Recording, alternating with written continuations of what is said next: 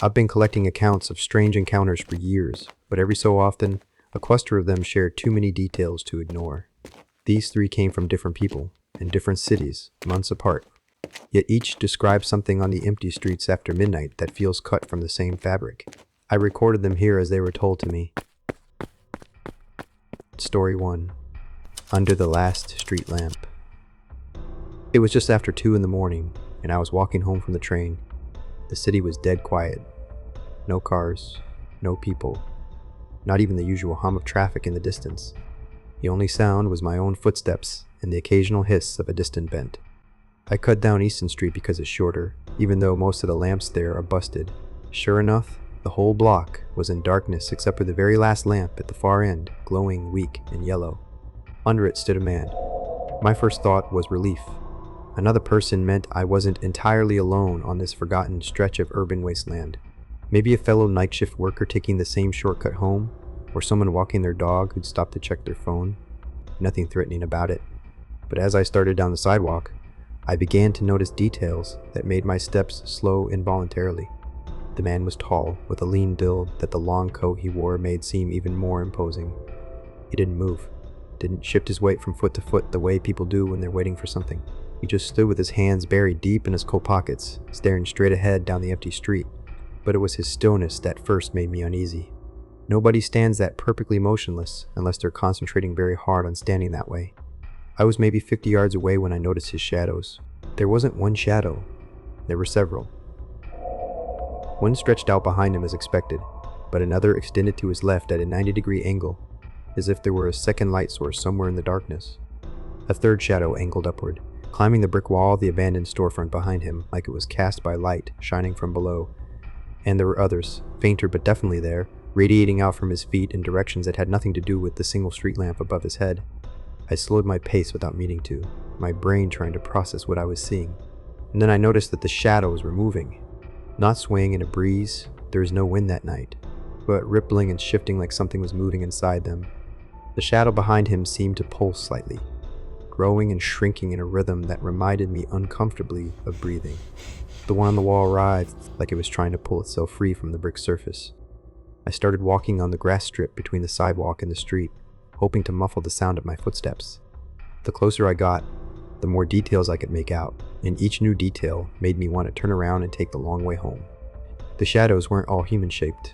The one stretching behind him looked more or less like a person, elongated and distorted by the angle of the light, but recognizably the silhouette of a man in a long coat. But the others were wrong in ways that made my eyes hurt to follow them. One shadow, cast impossibly to his right, was smaller, like a child. Another shadow was hunched and moved wrong, like a four-legged animal dragging itself along on twisted limbs. I could see what looked like joints in places where joints shouldn't be, segments of darkness that bent at angles that would have broken bones if they belonged to any living thing. The worst was the shadow cast on the wall slightly behind him. It was vaguely humanoid, but stretched and distorted in ways that suggested too many limbs, joints that bent in multiple directions, proportions that belonged in a nightmare rather than reality. When I reached the middle of the block, he finally moved.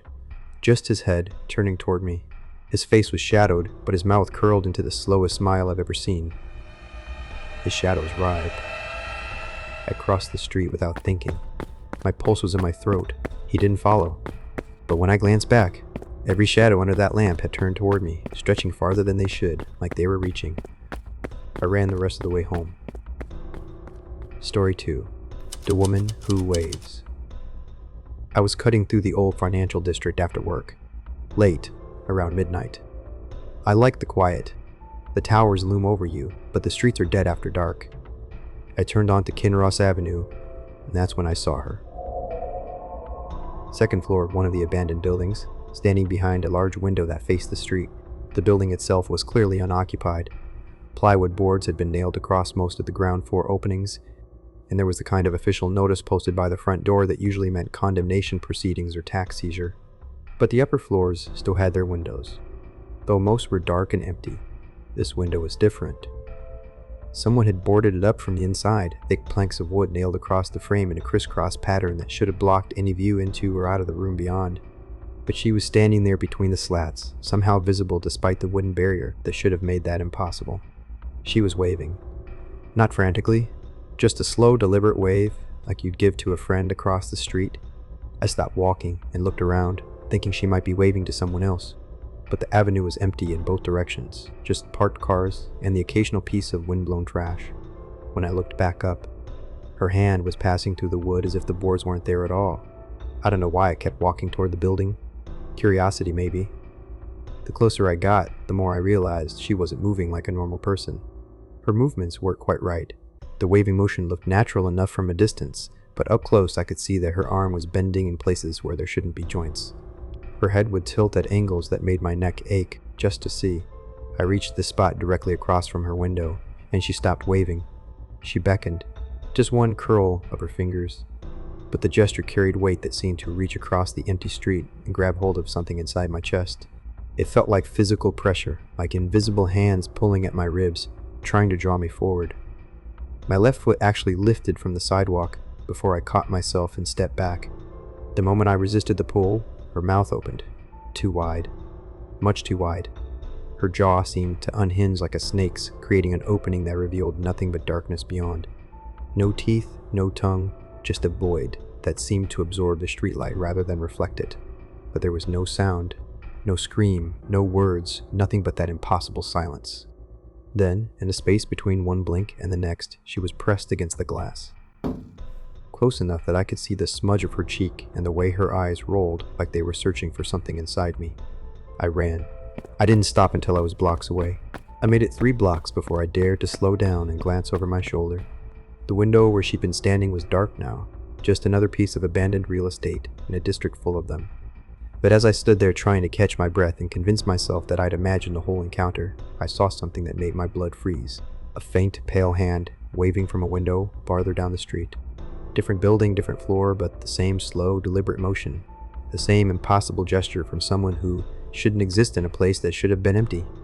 I never cut through Kinross Avenue again, but sometimes, when I'm working late and have to walk through the financial district after midnight, I catch glimpses of movement in the upper floors of abandoned buildings. Pale figures standing in dark windows, waving with movements that bend in all the wrong places. I don't wave back. Story 3. The Slow Walker. It was maybe 1 in the morning, and I was the only one on King Street. The air was damp, fog curling low over the asphalt. My breath made little clouds.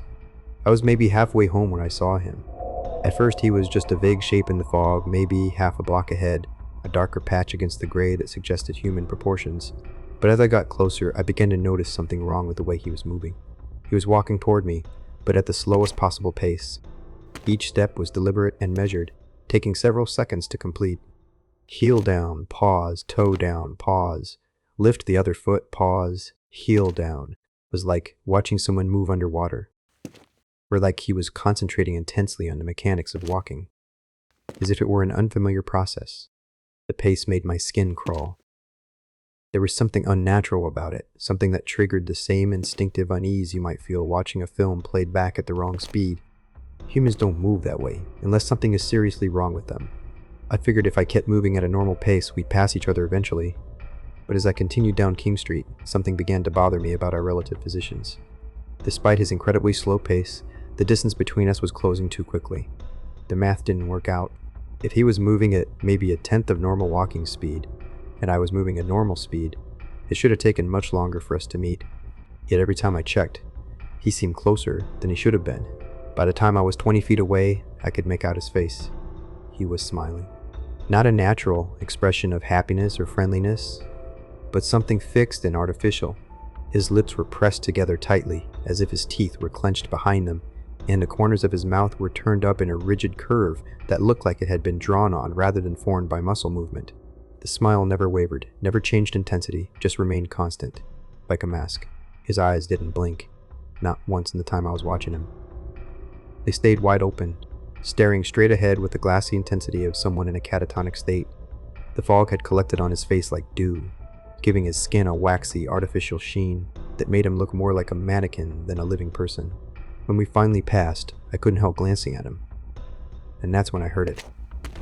The sound of footsteps, matching mine exactly, but coming from him. I sped up. The sound sped up too. I turned the corner onto Birch Lane, hoping to lose whatever was following me in the maze of side streets. That's when I saw my reflection in the window of the shop. and my mind nearly broke trying to process what I was seeing. The reflection didn't show me and him. It showed two of me. I was there, walking normally, looking like I always did. But next to me, keeping perfect pace, was another version of myself.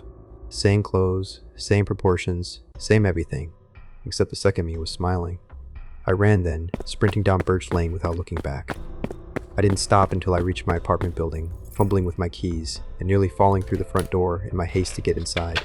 I took the elevator to my floor and deadbolted my apartment door behind me. I didn't look out the window that night, and I didn't walk down King Street alone for several months afterward. But sometimes, when the fog rolls in from the harbor and transforms the city into something strange and unfamiliar, I catch glimpses of myself in shop windows and car mirrors.